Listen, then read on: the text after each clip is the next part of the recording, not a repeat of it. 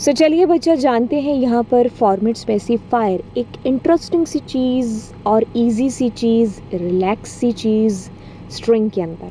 अभी तक जो हमारा लास्ट प्रोग्राम हुआ था, अगर मैं आपको उस प्रोग्राम को दिखाऊं तो आपने कुछ इस कदर इस तरीके से किया था। क्या आपने कुछ इस तरीके से ऐसे ध्यान रखा कि भाई मुझे नल कैरेक्टर लास्ट में ऐड करना है, अन्यथा आप ऐसे भी कर सकते थे या कर रहे थे। And character by character loop चला करके आपने इसको प्रिंट किया था। अब एक सॉल्यूशन बताते हैं सीधा सा। आप यहाँ पर अपना फॉर्मेट स्पेसिफायर चेंज करते हुए बहुत ही इजी तरीके से इसको इस कदर प्रिंट करा सकते हैं, बिना किसी लूप के हम ये काम है जो कर सकते हैं। बिल्कुल। तो चलिए, अब जो चीज़ मैंने आपको बोली है इसको हम लोग एक बार करके देखते हैं। सो हमारे पास में ये हमारा लास्ट प्रोग्राम था, तो मैंने कुछ इस कदर लिखा हुआ था कि ये एप्पल है। तो अब मैं क्या करने वाली हूँ, %s फॉर्मेट स्पेसिफायर। अब मैंने कहा name1 को प्रिंट करा दो। इसको हम सेव करते हैं, चलते हैं,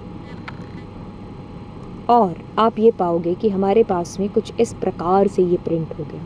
मतलब सारी प्रॉब्लम यहीं पर ख़त्म। मतलब आपको लूप का झंझट पालने की, सोचने की ज़रूरत ही नहीं है।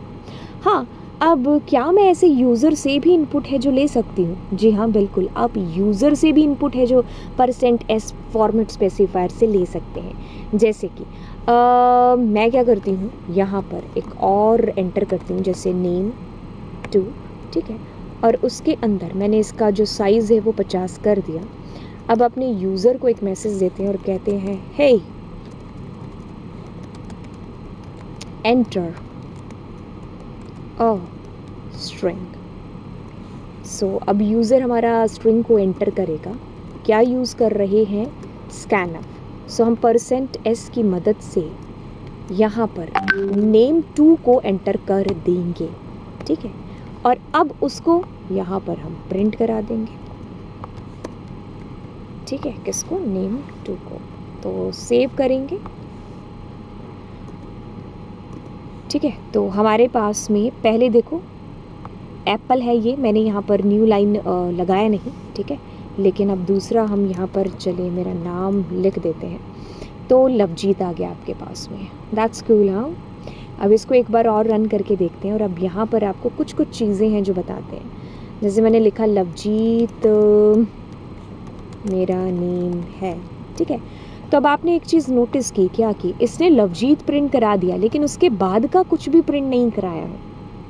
मतलब मैं क्या कहने की कोशिश कर रही हूँ, यहाँ पर आपको एक ड्रॉबैक बताने की कोशिश कर रही हूँ स्कैनफ का। सो कहने का बच्चा इतना सा मतलब कि स्कैनफ की ये सबसे बड़ी ड्रॉबैक हो गई, ठीक है, कि हम जब भी यूज़र से कोई वैल्यू ले रहे होंगे तो वो स्पेस से पहले की वैल्यू ही हमें है जो देगा, ठीक है। स्पेस के बाद जो भी चीज़ होगी वो हमारी नहीं प्रिंट होगी, जैसे अभी अभी हुआ। अभी अभी आपने क्या क्या चीज़ें समझी, हम उसको थोड़ा सा समराइज़ करते हैं।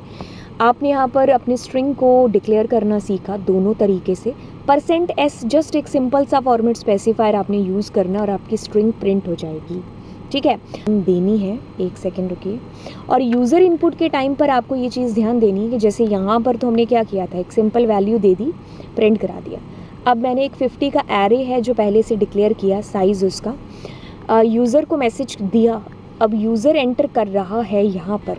अब इसमें सबसे बड़ी ड्रॉबैक क्या है, आपने अगर कुछ भी एंटर किया, जैसे आपने एंटर किया Kota is a very beautiful city, आपने पूरा एक सेंटेंस एंटर किया, बट ये जब प्रिंट कराएगा तो सिर्फ आपको एक पहला वर्ड है जो प्रिंट कराएगा।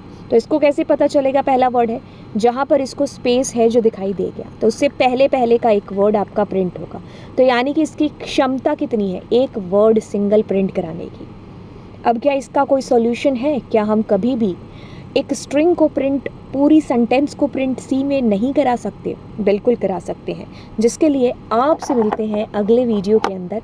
सो तब तक के लिए bye and God bless you.